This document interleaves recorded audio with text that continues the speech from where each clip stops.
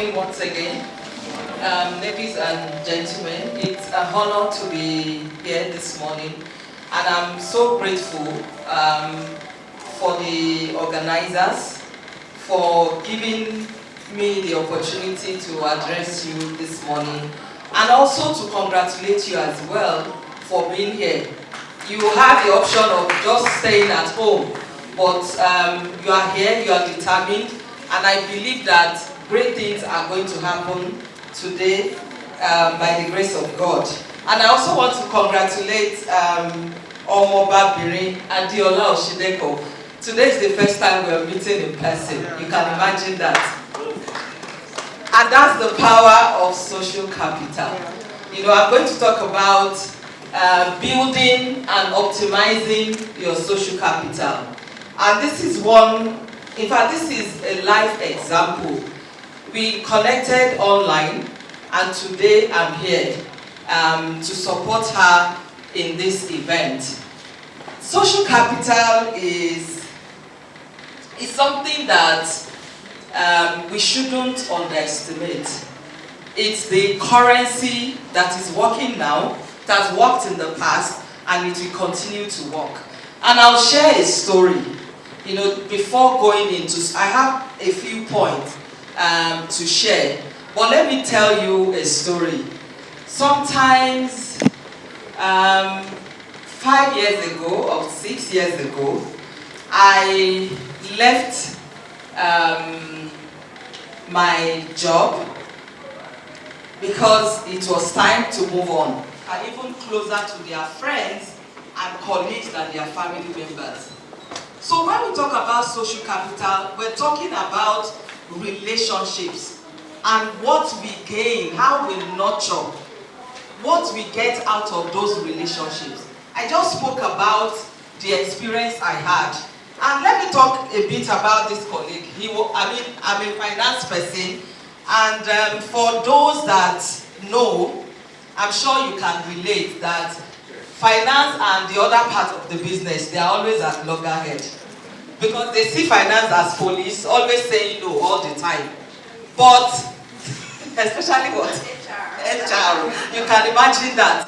But in this situation, my colleague was in commercial. We always connect together. They always have one thing or the other to approve.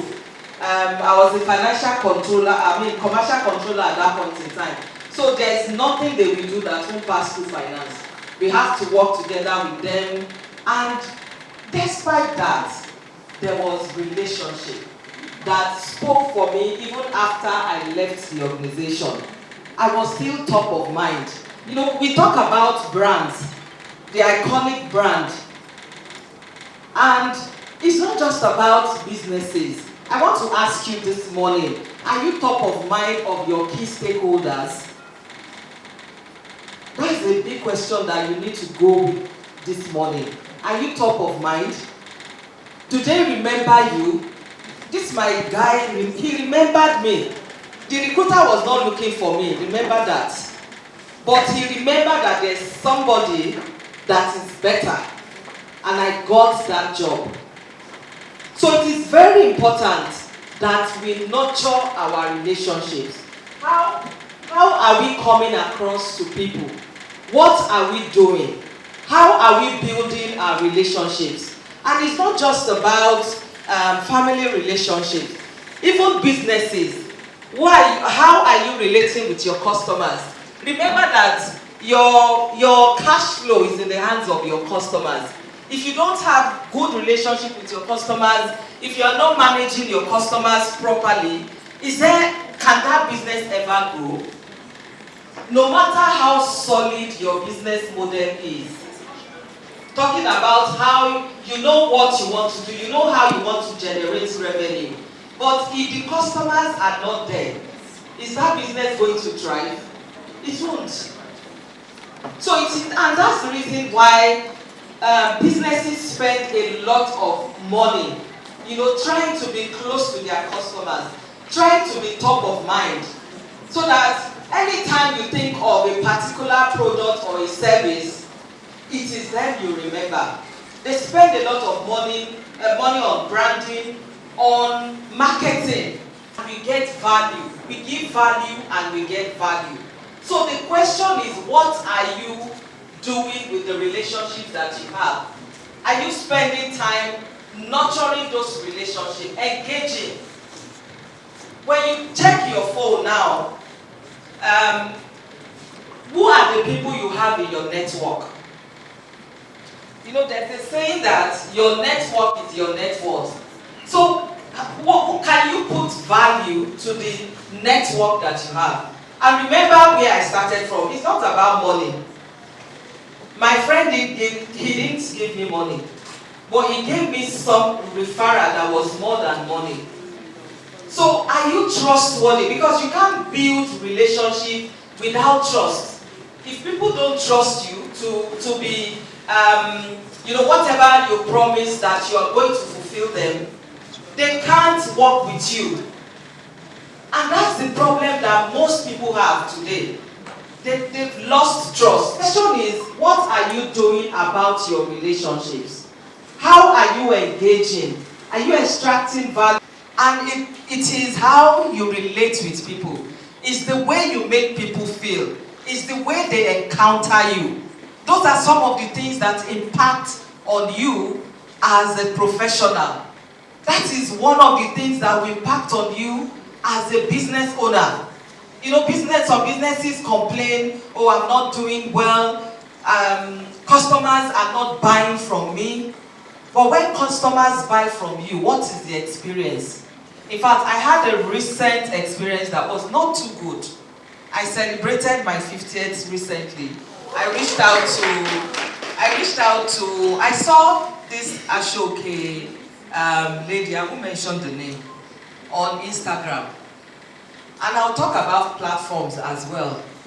I loved her designs. So I reached her, I checked her number, I got the number, I went to her, and we spoke and we agreed. But she disappointed. In fact, it was traumatic. Towards the event was like a week, the clothes were not ready. So you can imagine that. At the end of the day, at least we got something out. But will I ever go back to that place? In fact, I did not tag her. And if she dare tag me, she will be in trouble. So you just imagine that. So the network of people, in fact, when people saw the Ashoke, it was so beautiful at the end of the day.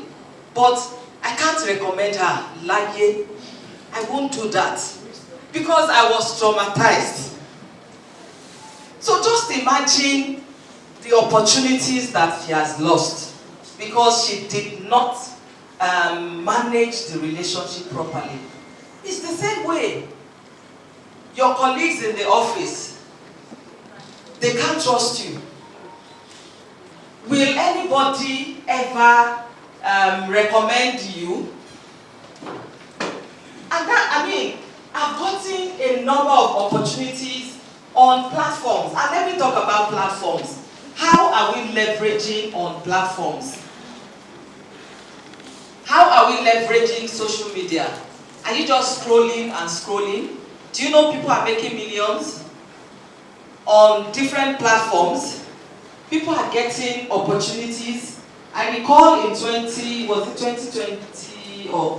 2021, I got different speaking engagements on LinkedIn. I got the opportunity of speaking to an audience in the US.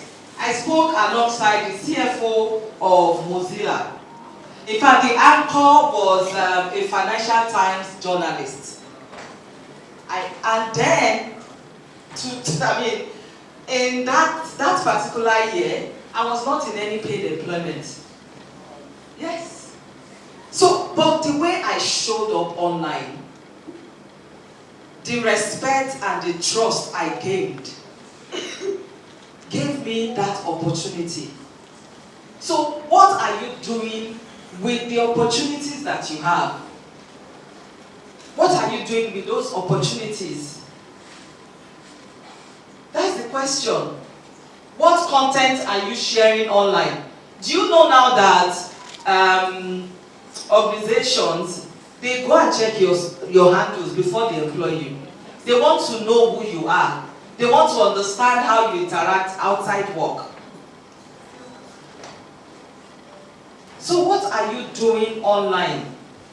When people are cashing out, are you just scrolling and just doing things that are not adding value to you? So I just want to encourage everyone this morning. Yes, whatever has happened in the past, that is the past. It's a new beginning, as iconic brand is refreshing. So it is time for you to refresh as well. It is time for you to refresh, and you have what it takes. You are the secret sauce. You have everything it takes. For you to be here this morning, is a great opportunity. And what are you going to make of this great opportunity? There's a quote I saw somewhere that opportunities meet preparedness. And until you get to the dance floor, right? This is the dance floor. So are you going to waste this platform today? That's the question for you. And just to just wrap it up, there are some of the things that you need to do. Ways to build your social capital: cultivate relationships, attend events, conferences, workshops. You are in one of them today. Please make the most of today. Engage with as many people as possible. Your destiny helper is just sitting beside you. Engage on social media professionally. Volunteer. Let me tell this story and I'll close it there. In 2019, I joined Wimpy's. So when I joined, I was deliberate about some things I wanted. I joined Wimpy's in 2019. I volunteered to participate in the conference. And you have to be strategic as well when volunteering. There are different departments: speaker management, registration, logistics, and so many others. I decided that I want to be in the hall. I don't want to miss out totally. So I chose speakers engagement, management. So I was still able to be in the hall to listen. I didn't miss out at all. Totally. I connected with some of the speakers as well. And that was an opportunity to connect with the former ED of Wimpy's, Hansatu. And that has generated a lot of other opportunities, speaking engagements, and referrals and recommendations. So when and I saw that iconic brand also requested for volunteers as well. What have you made of that opportunity? So it is not too late, to do all of that. That social capital is a behavior that will help you. If you don't